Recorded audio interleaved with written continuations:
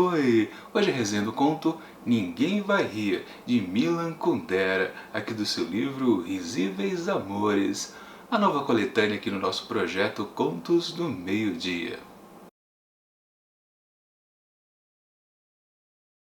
Compreendi que não estava absolutamente em meu poder livrar o caso de sua gravidade absurda e que só me restava uma saída: confundir as pistas. Afastar todas aquelas pessoas de Clara, desviá-las dela, como a perdiz que desvia o cão de caça de seu ninho, oferecendo o próprio corpo em troca do corpo de seus filhotes. Esse é um trecho ali do começo de Ninguém Vai Rir, de Milan Kundera, que conta a história de um especialista da história da arte. Professor ali numa universidade de Praga, na República Tcheca, que num certo momento recebe uma certa incumbência de um editor da revista O Pensamento Plástico. Aliás, uma revista onde esse próprio professor especialista tentou publicar um artigo e meio que foi rejeitado. Mas agora o editor aí dessa revista pede que ele faça um parecer para um outro cientista, um tal de Sr. Zaturek, que na verdade alguns outros especialistas já tinham dito que o artigo desse Sr. Zaturek não vale de nada, não tem conteúdo científico, mas parece que ninguém quer dizer isso para o cidadão. Então, este professor aqui, o protagonista da história, tem a missão de chegar para ele, já que ele é uma pessoa mais sincera nas palavras, dizer para o fulano: olha, o seu artigo não vale nada e a revista não vai publicar. Só que o protagonista aqui dessa história fica pensando: mas peraí, por que eu que tenho que fazer isso? Se a própria revista não me ajudou, por que eu vou tomar as dores dela, né? Talvez seja melhor ficar colocando tudo isso para depois, deixar esse parecer para outro dia, e vai se enrolando até que o cidadão lá desista da ideia de publicar o artigo lá naquela revista. Mas o que vai acontecer de tudo isso? Bom, eu não vou dizer porque senão estraga a experiência de quem ainda pretende ler este conto. Minha avaliação do texto. Assim que a gente começa a leitura, já dá para perceber que esse conto tem um ritmo bem lento, mesmo porque ele tem quase 40 páginas de extensão, e fica evidente que o Kundera não tem pressa de dizer pra gente qual a história que ele quer contar. Lá no começo, nas primeiras páginas, primeiro parágrafo, a gente tem a noção do casal principal aqui dessa história. Uma história romântica, né? Afinal de contas, o livro se chama Risíveis Amores. As histórias são, portanto, amorosas. Temos lá esse casalzinho, com o protagonista que a gente não sabe o nome, esse professor especializado em História da Arte, e sua atual namorada, chamada Clara, uma jovem quase 20 anos mais nova do que ele. Então, nesse começo, temos essa situação romântica, eles estão lá se divertindo lá pela manhã e não tem nada demais. Depois entra aquela história do tal parecer que ele precisa fazer para o sujeito chamado Zaturek. E fica também só nisso. Esses dois pontos iniciais, e você pensa: isso aqui não vai render nada nessa história, né? E fica pensando: mas vai ser um texto tão longo, como isso aqui pode se desenvolver? Na verdade, a história é só isso mesmo, mas tem o jeito de contar do Kundera, que aí é a parte interessante. É sempre bom quando uma história até simples, até banal, rende bom pensamento enquanto a gente está lendo ele. Claro que no decorrer do texto aparece coisa bem mais importante também, né? Que é o contexto onde essa história está inserida. Obviamente, Kundera é da República Tcheca e a história se passa lá no período onde ainda a República Tcheca fazia parte da União Soviética. Então nós temos o comunismo e todo o totalitarismo em cima daquela sociedade. Então o tempo todo a gente percebe que os personagens que rodeiam essa história aqui não são livres.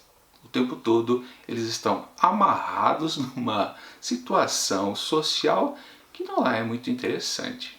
E principalmente, né, a verdade é a primeira coisa que não vale nada por ali. E até é curioso, né, porque o personagem principal, o protagonista, ele não quer contar a verdade para o Sr.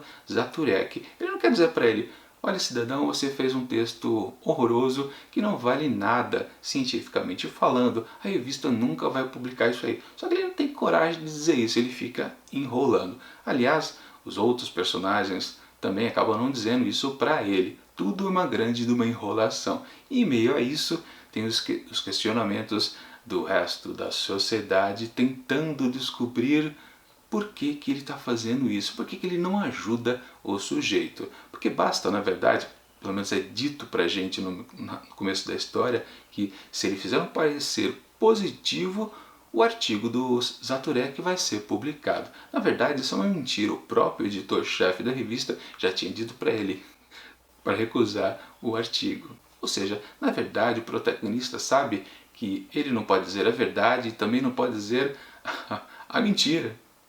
As duas coisas está proibido dele dizer. E claro, no meio disso surge um outro problema para ele. Porque esse tal Zaturek, enquanto ele fica insistindo, aliás, ele parece aquele personagem rabugento dos desenhos animados, né? Que fica insistindo e aparece em tudo quanto é lugar e o pobre do protagonista aqui fica fugindo dele.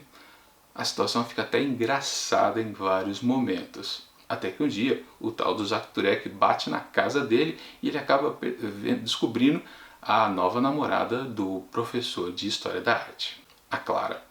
Então acontece lá uma situação que, na verdade, ninguém pode saber que a Clara mora ali junto com o professor.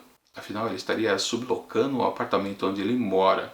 Então, aquilo também já passa a ser um segredo. E aí o professor tem que se fazer até de doido, né? Por uma comissão da rua ali, que é aquelas maluquices lá do totalitarismo, onde ele tem que dizer, ou melhor, ele não diz, né, quem é essa mulher, ele até se confunde, ele finge se confundir, né? Não, quem mulher que estava lá na minha casa, nem lembro, é tantas, eu não sei, qual é o nome dela? Ele nunca fala que é Clara, inventa outro nome.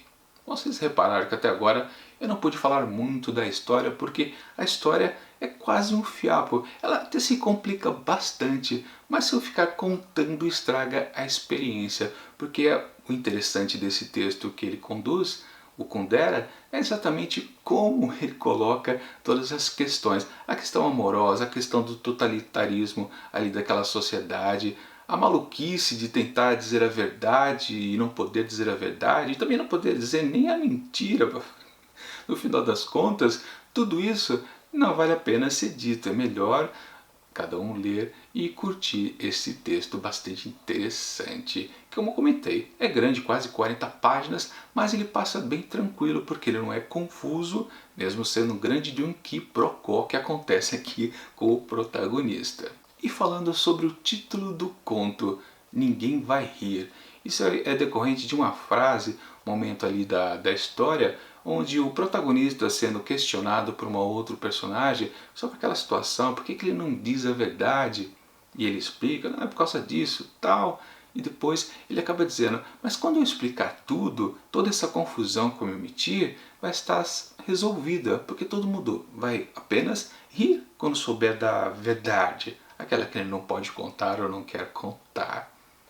E essa pessoa que está falando com ele diz, você tem certeza que as pessoas vão rir? Seres humanos riem disso? Será que as pessoas que temos à nossa volta são seres humanos?